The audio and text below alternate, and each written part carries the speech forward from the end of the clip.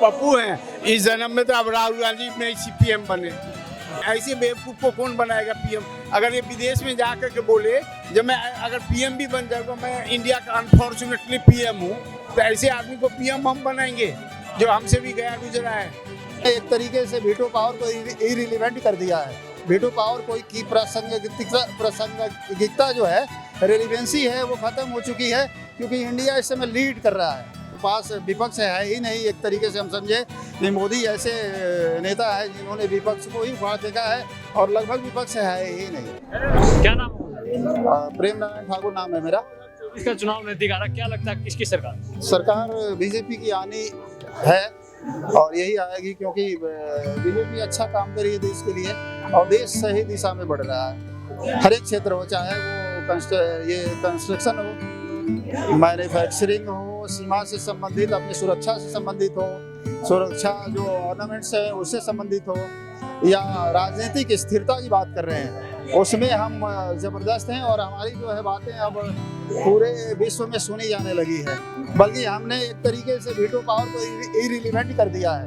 Veto power कोई की प्रासंगिकता जो है, रेलिवेंसी है, वो खत्म हो चुकी है, क्योंकि इंडिया इस समय लीड कर रहा है, वर्ल्ड को लीड कर रहा है। मोदी जी ने देश का बेड़ा गर्क है। असल में मोदी जी ने देश का उद्धार कर दिया है। अब विदेशी ताकतें आपने देखा होगा, क्योंकि हमारे यूनिवर्सिटियों को जलाने के लिए वो एक डॉक्यूमेंट्री बीबीसी ने निकाली थी।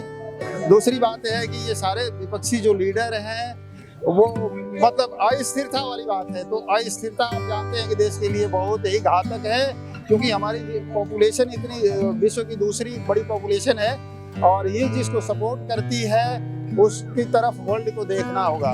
देश को बेच खाया है। नहीं, देश को इन्होंने बेच नहीं खाया, बल्कि देश को सही दिशा दी है। अब जाके इन्होंने देश को सही दिशा दी है, और बाकी जो ताकतें हैं वो आप जानते हैं कि उनके पास कुछ है नहीं, और वो अस्थिर, एक तरीके से खुद ही अस्थिर है। तो जो खुद अस्थिर लोग हैं वो देश को क्या चलाएंगे? क्यों नहीं?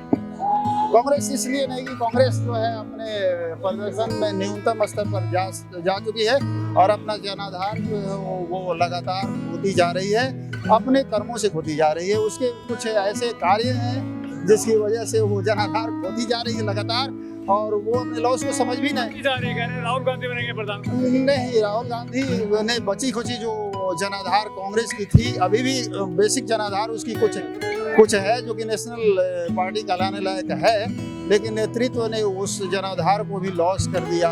और करीब करीब राहुल गांधी के साथ जो लोग हैं, तो वो भी अपने को ठगे हुए महसूस कर रहे हैं, और किसी तरह की मजबूरी में उनके साथ।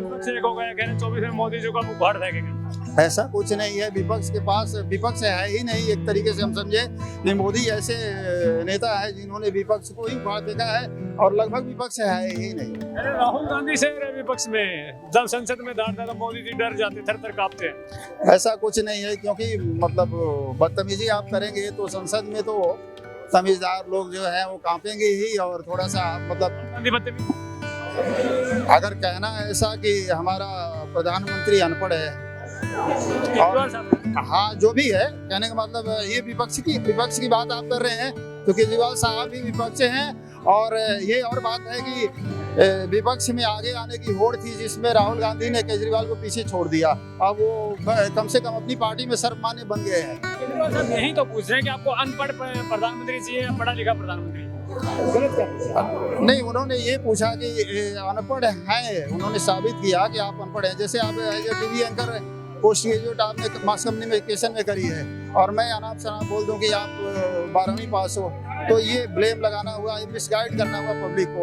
और से डर करें उन्होंने तो दिखा दिया है, क्या नाम है वो, उनकी यूनिवर्सिटियों ने, जिस यूनिवर्सिटी से मोदी ने और स्मृति ईरानी ने करी है डिग्रियां, वो सबने दिखा दिया, लेकिन इनकी तोमर की जो भागलपुर विश्वविद्यालय से इन्हें करी है, ये नहीं दिखा पा रहे हैं। तो ये अपनी गिरबान देख लें पहले। जो केजरीवाल साहब ने काम किया, विकास का मॉडल किया है, शिक्षा स्वास्थ्य को चमका दिया है, तो एक मौका दे दीजिए उनको भी प्रधानमंत्री का, देश को चमका देंगे। असल में प्रधानमंत्री एक अलग चीज है। प्रधानमंत्री चेहरा जो है वो कुछ खास होता है, और उसमें बहुत सारी एबिलिटीज होती हैं। वो एबिलिटी अभी केजरीवाल साहब में है ही नहीं। और में तो ना सुशासन की सरकार चला रहे बिहार में नीतीश कुमार। सबसे बड़ी बात है कि आपका जनाधार, आप public acceptance face public acceptance face जो होती है, पब्लिक को जो स्वीकार फेस है, वो अभी कोई है ही नहीं। कहने का मतलब नीतीश कुमार जिसके पास कोई जनाधार नहीं है, केजरीवाल जिसके पास कोई भी जनाधार नहीं है, और कम से कम बीजेपी के पास एक ऐसा नेता है जिससे वर्ल्ड की दूसरी पॉपुलेशन भारत जो है उसकी पूरी जनता की एक्सेप्टेंस है, उसकी स्वीकार्यता है, इसलिए वो पीएम। मोदी हटाओ देश बचाओ, ये गुमराह करने वाली बात है। और भारत की पब्लिक जो है इतनी प्रशिक्षित पढ़ी लिखी है कि वो समझती है कि आप कह के आ रहे हैं।